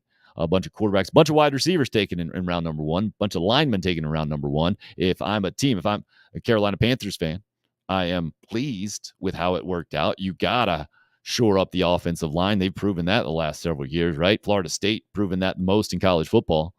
You got to have an offensive line or you just can't compete. But overall, I thought it was a ho-hum kind of draft. I really think it is massively interesting. Matt Corral with the Carolina Panthers. And speaking of messy, that's what the Carolina Panthers have been in multiple ways, really in the Matt Rule era, right? Matt Rule comes in from college. How many times does a successful college coach work out in the NFL? It might be about that 16% number that I mentioned, guys going to Power 5 programs going on to the NFL. So he had that kind of against him, and how much money David Tepper paid him immediately was eyebrow raising, let's say. And then you had Luke Kuechly retire on him. Health reasons, totally understand that. But that's tough to handle as a coach. Then the Cam Newton era going how it did, both at the beginning, basically getting rid of him, moving on, thought it was the right thing, then bringing him back, thought that was worth it, worth a shot, worked for 1 week, and then not so much. Stephon Gilmore pops in as a free agent this past year. They don't want to invest in him, and he moves on now. The defense has been serviceable, solid, I would say, probably a little bit more than solid. The offense has not.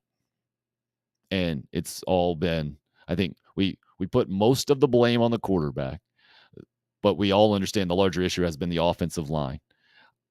I don't know if they do enough for that offensive line, if Sam Darnold can still be anywhere close to solid, average in the NFL, and that would be enough for the Carolina Panthers to win. I don't know. I do know that Matt Corral is fascinating for so many reasons.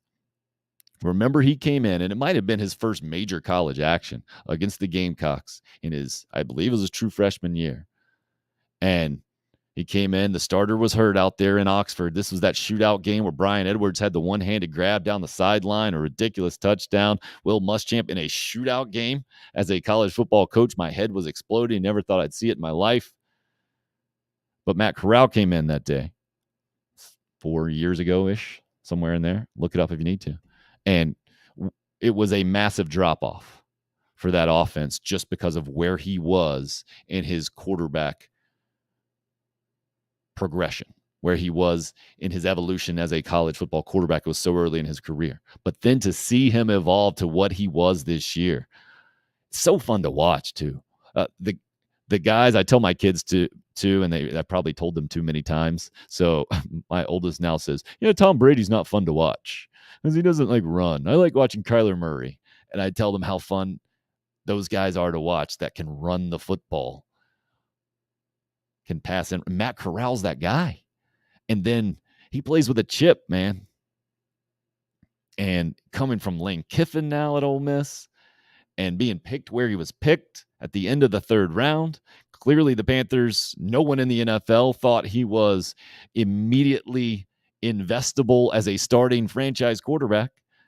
And the Panthers are kind of like middle of the road, right? You can't get much closer to the middle of the draft than the end of the 3rd round of a 7-round draft. So what happens with him, I think, will have a lot to do with where Matt Rule is, what happens there. It's going to be fascinating. Tepper also has the practice facility issue to deal with. Yeah, absolute cluster. Absolute cluster around the Carolina Panthers. The city of Rock Hill, the whole thing. Just, nightmare for everybody involved. Nobody looks good there. Nobody. It's unfathomable that it turned out that way with professionals in charge on both sides. And I certainly don't know where to put the bulk of the blame, but I do know where I tend to go with those things. I go to the billionaire, right? I'm not going to blame the state workers who are getting paid real world salaries. I'll go straight to the billionaire for not getting it done. And for, first of all, it's taking taxpayer money anyway, right? And we all hate those deals, but that's just what our country has done. That's what pro sports has done with our country and forever. Trey says, the question is still, is Corral worse than Darnold? You can't definitively say one way or another that from what Darnold has shown you. You're right. That's what I'm saying. I think the better question is either one of those guys a winning quarterback in the NFL, assuming the Panthers improve their offensive line? Because first of all, you got to do that. Because neither one of those guys, it would be ridiculous to think Matt Corral is going to come in and be able to win football games playing behind the offensive line that we've seen for the Carolina Panthers the last several years. Ridiculous. I don't know if anyone could do that. I think we've seen that to certain degrees with South Carolina football, where you got to be really good up front to give your guy a chance, first of all. Now, some of that might be reverse engineered, right? If a guy gets the ball out of his hand, makes quick decisions, maybe that makes the offensive line look better. you're right. I can't say it one way or another from what Darnold has shown me because the offensive line has been so bad. What I can say is that Sam Darnold hasn't been that guy for the Carolina Panthers. Teddy Bridgewater wasn't that guy. Bridgewater was better. Sam Darnold somehow got paid a bunch of money and is still around, and it sets up for another messy situation where Darnold, I would presume, goes into the year as a starter. And then if he struggles, which is inevitable, it seems like, then everybody will be calling for Matt Corral. Probably be too early. He gets some run. If it goes well, then Darnold's done. If it doesn't go well, then you got nothing, right? Maybe you have something if it goes well and Matt Corral can step in, and that would be best case scenario. I don't know. Yeah, Joe Burrow, fantastic, right? Not just last year before when he got hurt, his rookie season, tremendous. And he's an example of a guy where progress is just so important. Matt Corral, another example there. And if we take that back to Gamecock football, we've seen so many guys unable to take the next step. And I think a lot of it has been because the development hasn't been there. The opportunity to develop hasn't been there because the guy in front of him hadn't played well enough. Or maybe the offense hasn't been as patient as they needed to be. Maybe coaches haven't been as patient as they needed to be. I don't know. But yeah, that's been massively frustrating to see from a Gamecock football perspective. The struggles at quarterback. And last year you saw, 4 guys win games at quarterback? It's crazy. Most in college, outside of one team maybe. And now you're seeing another guy come in the next year. And don't get me wrong, I think Spencer Rattler is going to be a significant upgrade at the quarterback position for the Gamecocks. You're Shane Beamer, you got to go do that. Absolutely. Zeb Nolan, Luke Doty. Great story last year with Zeb Nolan stepping in.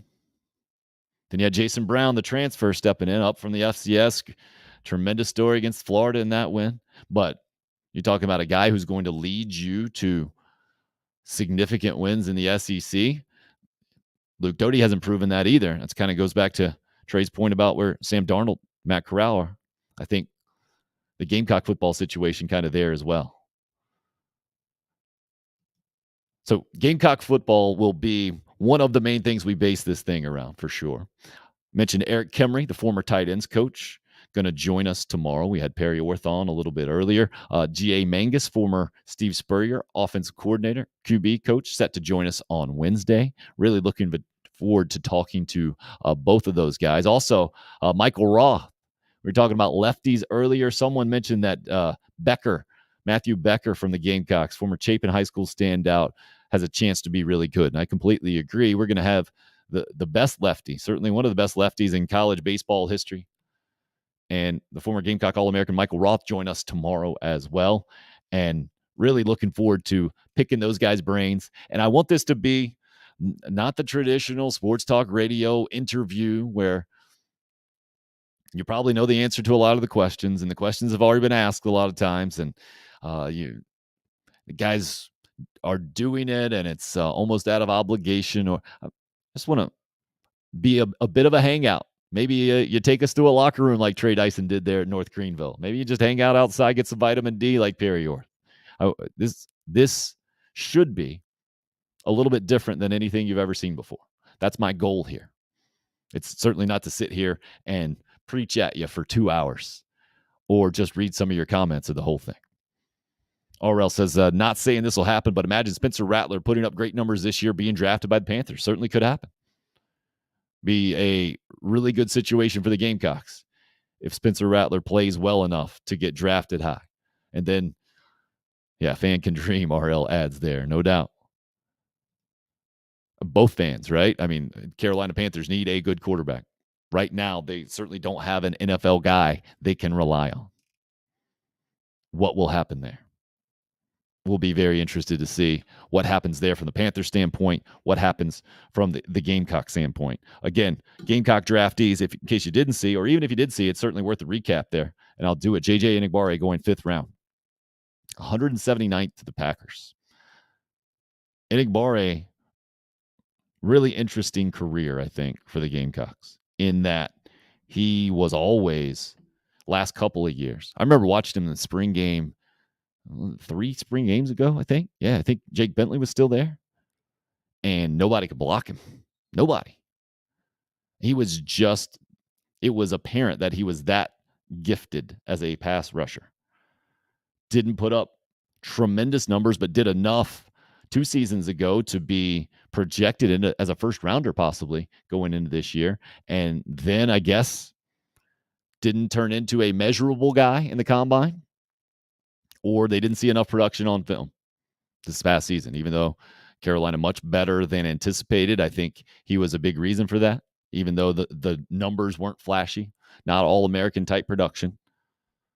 Wonder what Clayton White, how he would evaluate JJ Enigbare off the record, right? I think we know what defensive coordinators say about pass players typically on the record, but off the record, wondering if he thinks the Packers got a steal there, or if that was about where he would have predicted the NFL would end up taking a guy who can do a lot of different things.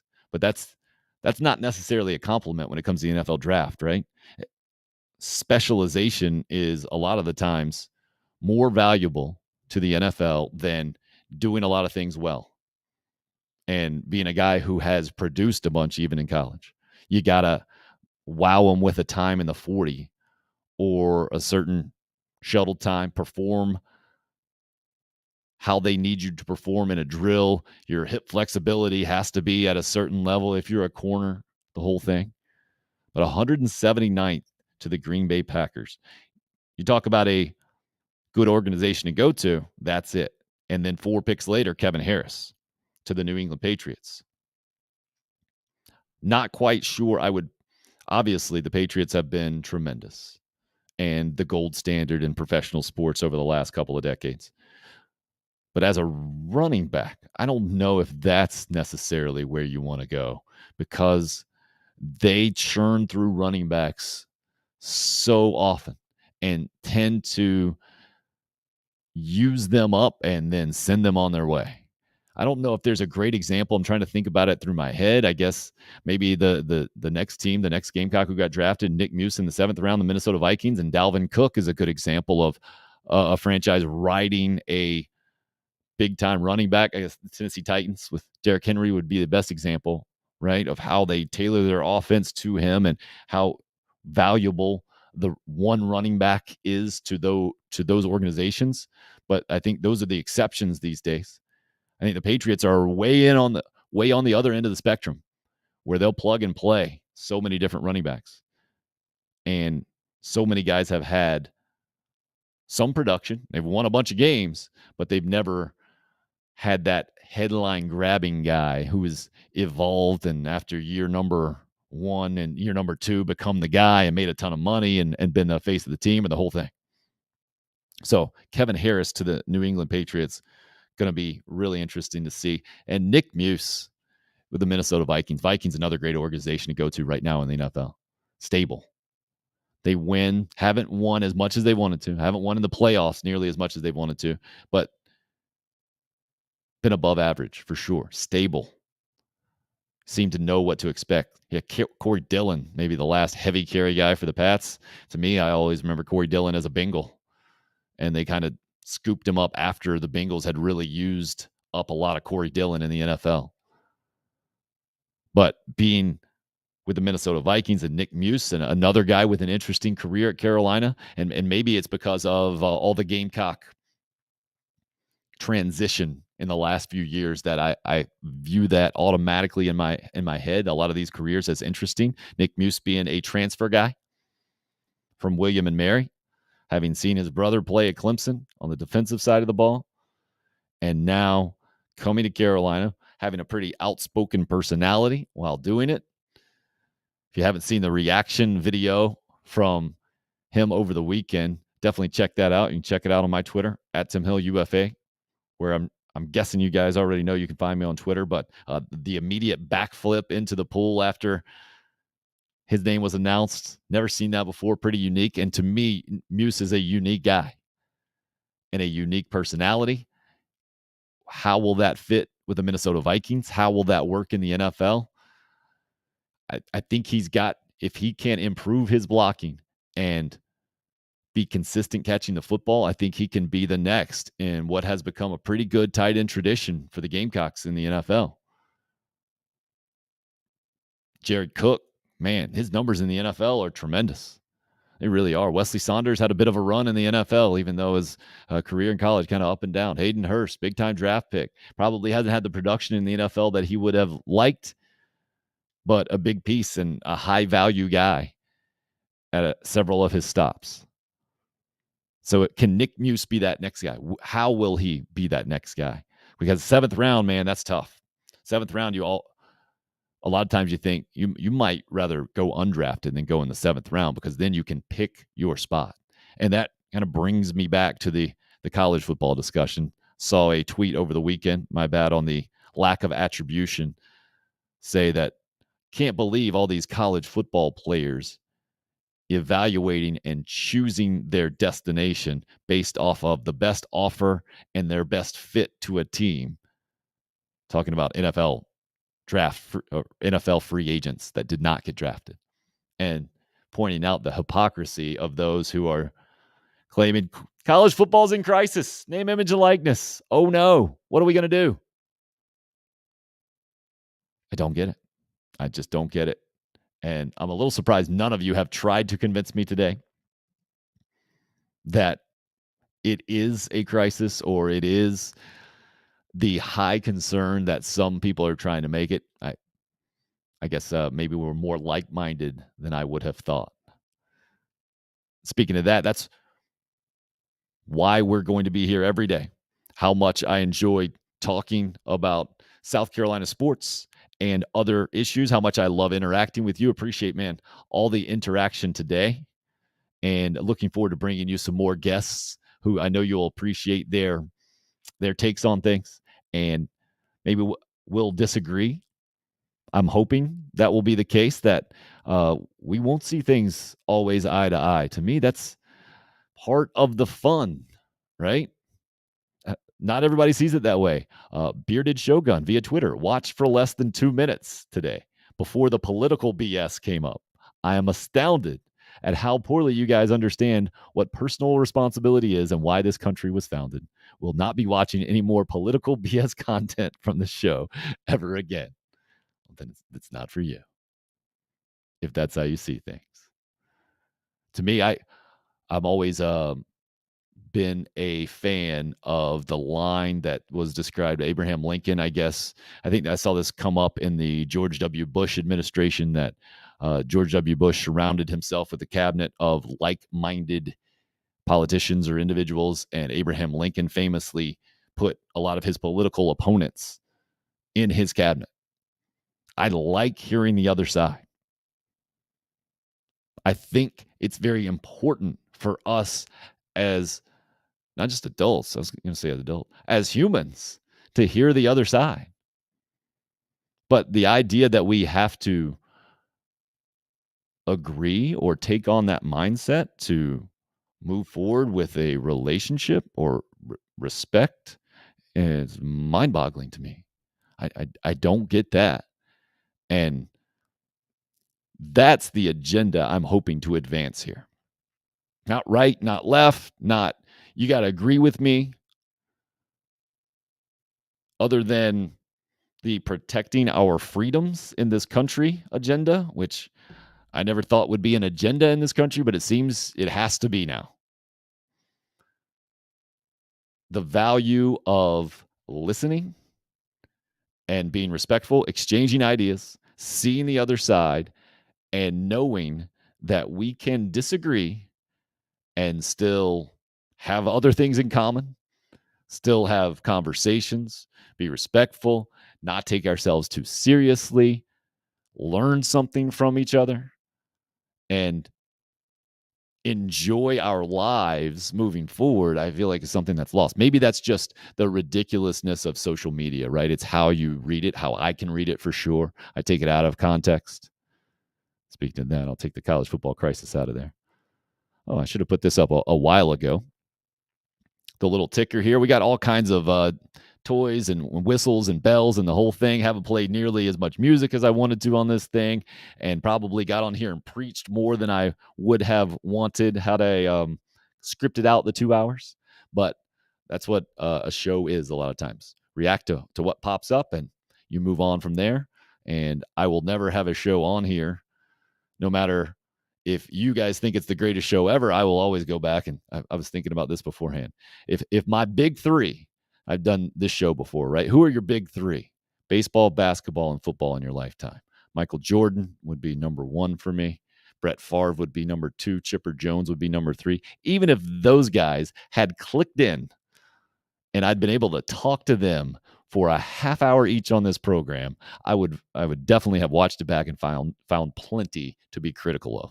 So I say that just to say I'll never have a perfect show on here. Never be perfect. Always be trying to make it better, and open to any of your suggestions how to make it better for sure, and looking forward to it growing and evolving. Anthony, you can't grow if you see everything from the same view. Agree. The Team of Rivals. Was that the name of the biography of Abraham Lincoln? Is that what you're saying, RL? Sounds like it would be. Good stuff. And Jason gets back in the sportsy sports talk for us there. Vikes lacking tight ends, only had Irv Smith and a few blocker guys. I think it's a great situation for Nick Muse. Well, he's going to have to be a blocker guy first, right? Prove he can do that. I think that's job number one usually in the NFL, unless they know ahead of time that you're not going to be that guy and they use you accordingly. The Vikings went into this thing, I'm sure, all eyes open, but being a 7th round guy, there's not a ton invested in him. I think that's the tricky part, right? You really got to prove yourself as a 7th round guy. I mean, Kevin Harris really going to have to prove himself as a 6th round guy with the New England Patriots. We all know the Patriots, they're the quickest ones ever to cut a guy, no matter what their situation, no matter what's invested. But those two guys, good examples there. But back to the point of this show is, so we all have a little bit of fun in the middle of the day, if you're listening or watching live, or a little bit later in the day, whenever is best for you, that this is here. You can turn it on. Maybe it makes your day a little bit better. That's the whole point, right? Maybe you learn a little bit, can point out a few things, especially from the South Carolina sports perspective, but we laugh a little bit, have some fun, and help the day get a little bit better. The new motto is leaving it better than you found it. That's where I've been in my last 6 months. I put this up on the little smart board, they're called these days, in classrooms. Did this at Fort Mill High School when I was filling in not too long ago. So I just tried to set a clock, right? That the batteries were out. So that was one way as a substitute teacher I could make that situation, make that environment a little bit better than how I found it. If we all did that, we could certainly improve the world one step at a time. And that's where I think we are. I don't think, I'm not one of those that's going to go, everything is falling apart, things are terrible, we're under attack. I understand that's how a lot of people talk, especially with a microphone in front of their face. I think we also have to understand that usually the loudest are the ones that have that get the most attention. You have to be the loudest to get the most attention, especially nationally these days, especially with where we are from a social media standpoint, from a television audience shrinking standpoint, from the segmenting is probably the word I'm looking for, of society. And we got to be, as adults especially, you got to listen with a critical ear, right? Does the person who's talking really believe what they're saying, or are they putting it in the way that they feel like they need to put it to be employed or for their employer to value them? I think that's a really important thing for us to continue to understand as consumers. And I know you guys know, as consumers, we have a lot of power in how we use our resources. And that's why I really appreciate you being here with me right now. And I've been much more thoughtful, I think, in the last several years in how my family uses its resources. And I encourage you to do the same. And if every family does that, then we take steps every single day to becoming better for this country to get better. And I will always sit here, no matter how many shows we have, thousands of shows. If this is show number 7,000 in the years down the line, I will still be beating the drum of optimism and hopefulness. I think it's very important, no matter what we go through, to remain optimistic and to remain hopeful. To me, that is what we are called to do, not just for ourselves, but for the next generation. So that's what I will continue. I will try to continue to bring messages of that, and not just get on here and have a gas baggy hot take about college football and the state of it and name, image, and likeness and how money is used and who was going to get paid and the whole thing. But we'll do that too. And I really appreciate you guys hopping in here. Several kind words towards the end of this show. Meredith Taylor weighing in, former Gamecock golf great. Congrats on the show. Talk to you soon. Looking forward to that. Craig, big fan of Meredith. Brian Gonzalez, awesome show. Tim, thanks for the knowledge. Brian, a heck of a pickup basketball player, especially when he's not on my team. He always seems to miss the layups when he's on my team. Maybe it's just my passes. Really enjoyed your first new show today. Jan was the first one in and going to be one of the last ones in. Guys like Jan, who I actually ran into at Williams-Brice Stadium, met for the first time in person after he had been communicating via sports talk radio for forever. Jan, you're one of the big reasons why I am doing this, why I'm hopeful that this can have the impact that I want it to have. That, first of all, there is plenty of interest in talking about South Carolina sports, but not just that. Right? It doesn't have to just be that every single day. It can be real human conversations. Got an amen from Colette. Thank you, Colette. And Anthony, you know I'm subscribed. Oh, thanks for pointing that out. Anthony's the best at that. If you guys want to help out this show as a consumer, you can do a couple of things. You probably already know them. My apologies if this is redundant or you know what's coming, but you could subscribe to the YouTube page, number one, right? Ideally, as an unrestricted free agent, I'm not working for anyone else. I would love other companies to work for me. If we get the YouTube subscribers up to a certain level, enough people watch the show, then that's one example of another company working for me. And it goes on and on through all of social media, right? If you like, subscribe, follow, comment, the whole thing. I'm sorry if you hear that from everybody, but that's why you hear it from everyone. And I didn't even know until recently that's just how it works. Just how it works in the social media world, this new internet age, or this new internet show that we've started here today. That's where I am, and I appreciate you guys joining me today. We'll see if we can get a little music to take us out here. How about that? That's the first technical glitch we've had on the program the whole day. This little jam we got here is called Rooster. I think that's a little loud. Sorry for blowing you out on that one. Maybe that's one of the reasons why I haven't cranked it up. Really had fun today, man. It's been I talked to Perry Orth right before he came on, and I mentioned it's been 6 months, and he didn't think it'd been that long. Man, it has seemed like a lot longer than 6 months for me in a lot of ways. So getting back on here with you guys today, talking college football mostly, a little baseball, a little bit of extra stuff has been very satisfying for me, and I need you to know that I'm looking forward to doing this every single day in the best way possible, whatever that turns out to be. But the first show, I think, it turned out all right. But it would not have had you guys not been tuning it in.